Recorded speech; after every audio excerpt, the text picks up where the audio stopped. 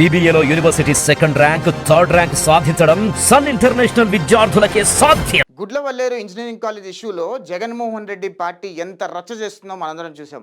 అసలు Gudlavalleru engineering college issue ఎందుకు బయటకు వచ్చిందనే విషయం మీకు తృప్తిగా 2 నిమిషాల్లో చెప్తాను. ఎక్కడైతే బొంబాయి నటిది ఎక్కడైతే ఇష్యూ బయటకు వచ్చిందో దాన్ని డైవర్ట్ చేయడానికి Gudlavalleru issue engineering college issue తీసుకొచ్చారు. అసలు ముంబై నటి ఏ రకంగా బలైపోయింది ఆంధ్రప్రదేశ్ రాష్ట్రంలో జగన్మోహన్ రెడ్డి అధికార దుర్వినియోగానికి అనేది ఒక క్లుప్తంగా చెప్పే ప్రయత్నం చేస్తా. అక్కడ ముంబై నటి ఆమె పేరు జత్వానీ, డాక్టర్ జత్వానీ గారు, జిందాల్ గారు జత్వానీని ఏదో ఇబ్బంది పెడితే ఆమె జత్వానీ వెళ్ళి పోలీస్ స్టేషన్లో కంప్లైంట్ పెట్టింది జిందాల్ మీద. అయితే ఆ జిందాల్ మీద పెట్టిన కంప్లైంట్ జిందాల్కి జగన్మోహన్ రెడ్డికి అత్యంత సన్నిహితం ఉంది.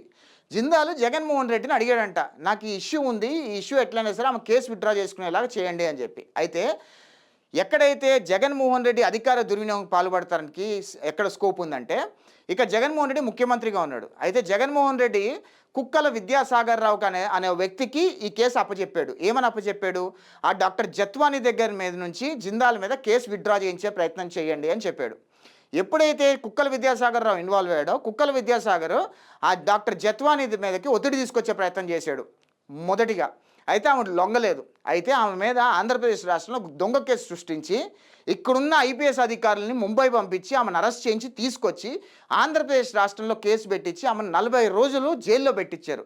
ఎంత దయనీయమైన పరిస్థితి అంటే జగన్మోహన్ రెడ్డి ప్రభుత్వం ఎంత క్రూయల ప్రభుత్వం అంటే ఆఖరికి ఆమెకి శానిటరీ ప్యాడ్స్ కూడా ఇవ్వకుండా ఆమెను అంతా వేధించి వెంటాడే ప్రయత్నం చేశారు. ఆమెకు బెయిల్ రాకుండా ఎంతో అడ్డుపడ్డారు. సరే, ఇదంతా జరిగింది జగన్మోహన్ రెడ్డి ప్రభుత్వంలో. చంద్రబాబు నాయుడు గారి ప్రభుత్వం రాగానే ఇది గుట్టంతా రట్టయింది. దాని తర్వాత జగన్మోహన్ రెడ్డి సోషల్ మీడియా, బులుగు మీడియా ఏం చెప్తుంది అంటే, లేదు జత్వానీని అసలు చాలా పెద్ద ఫేకు, ఆమె పెద్ద ఫ్రాడు, ఆమె చేసిన దాని ఇదంతా కూడా ఏమీ లేదు, అంతా తూచని చెప్తున్నారు. ఒకవేళ నిజంగానే జత్వానీ ఫ్రాడ్ లేడీ అయ్యుండుంటే మరి జగన్మోహన్ రెడ్డి ప్రభుత్వంలో ఇదంతా ఈ కుట్రకంతా స్కెచ్ చేశారు కదా, అప్పుడు ఎందుకు బయట పెట్టలేదు? అప్పుడు ఎందుకు సాక్షి మీడియా కానీ, TV9 మీడియా కానీ, NTV మీడియా కానీ ఎందుకు దీన్ని బయట తీసుకొచ్చే ప్రయత్నం చేయలేదు? ఎందుకు కప్పిపెట్టే ప్రయత్నం చేసింది? ఇప్పుడు చంద్రబాబు నాయుడు ప్రభుత్వంలో వచ్చిన తర్వాత ఆమె గోలు వెళ్ళబోసుకుంటుంటే ఇతర టీవీ ఛానళ్ళు, మీడియా ఛానళ్ళు అన్నిట్లో ఆమెకు జరిగిన అన్యాయం మొత్తం కులంకుశంగా చెప్పే ప్రయత్నం చేస్తుంటే ఇప్పుడు బులుగు మీడియా ఛానళ్ళు వచ్చి ఆ ఐపీఎస్ అధికారులను కాపాడటం కోసము ఎంత నీచమైన ప్రయత్నం చేస్తున్నారో ఒక్కసారి ఆంధ్రప్రదేశ్ రాష్ట్ర ప్రజలందరూ ఆలోచన చేయండి. జగన్మోహన్ రెడ్డి అనే వ్యక్తి నోరు తెరిస్తే పచ్చి అబద్ధాలు మాట్లాడతాడు, నీచమైన రాజకీయం చేస్తాడు. జగన్మోహన్ రెడ్డికి ఆంధ్రప్రదేశ్ రాష్ట్ర ప్రజలు మంచిగా ఉంటే, హ్యాపీగా ఉంటే చూసి ఓచుకోలేడు. వైఎస్ఆర్ కాంగ్రెస్ పార్టీ వాళ్ళు కానీ, జగన్మోహన్ రెడ్డి వాళ్ళు కానీ ఎప్పుడు కూడా ఆంధ్రప్రదేశ్ రాష్ట్ర ప్రజలు ఇబ్బందుల్లో ఉండాలి అనుకుంటారు, రాష్ట్ర ప్రజలు నాశనం అయిపోవాలి అనుకుంటారు వైఎస్ఆర్ కాంగ్రెస్ పార్టీ వాళ్ళు. ఎప్పుడు కూడా వైఎస్ఆర్ కాంగ్రెస్ పార్టీ వాళ్ళు ఆంధ్రప్రదేశ్ రాష్ట్ర ప్రజలందరూ కూడా హ్యాపీగా ఉండాలని కోరుకునే ప్రయత్నం చేయరు. ఎందుకంటే రాష్ట్ర ప్రజలు ఎప్పుడైతే కష్టాల్లో ఉండి, రాష్ట్ర ప్రజలు ఎంత దయనీయమైన పరిస్థితుల్లో ఉంటే ఆ దయనీయమైన పరిస్థితులు, కష్టాలు తీసుకొని నీచమైన కుళ్ళు రాజకీయాలు చేసే ప్రయత్నం జగన్మోహన్ రెడ్డి చేస్తాడు.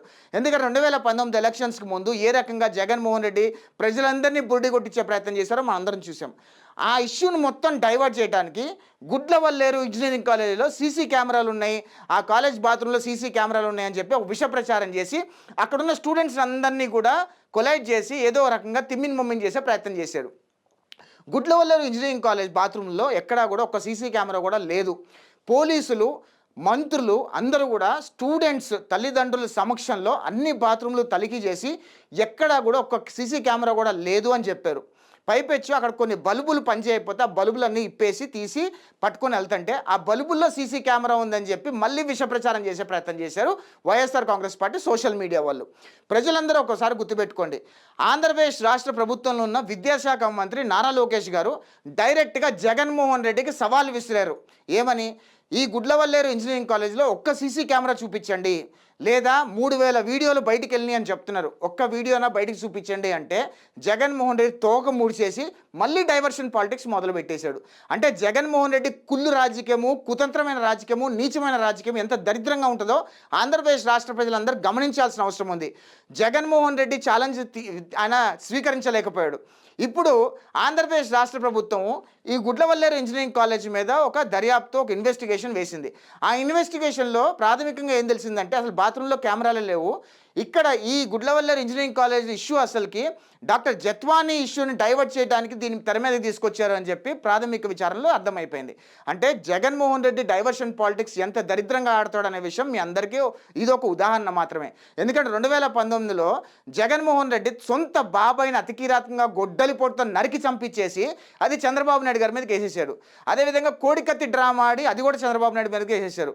దాని తర్వాత అధికారంలోకి వచ్చిన తర్వాత సొంత కుటుంబ సభ్యులే బాబాయిని చంపేసిన జగన్మోహన్ రెడ్డి హస్తం ఉంది, భారతిరెడ్డి హస్తం ఉంది, అవినాష్ రెడ్డి హస్తం ఉంది అని చెప్పి తోడబుట్టిన చెల్లె బాబాయ్ కూతురు అంటే జగన్మోహన్ రెడ్డికి వరుసకు చెల్లె అవుతుంది, వాళ్ళందరూ కూడా నెత్తినోరు మొత్తుకున్నారు.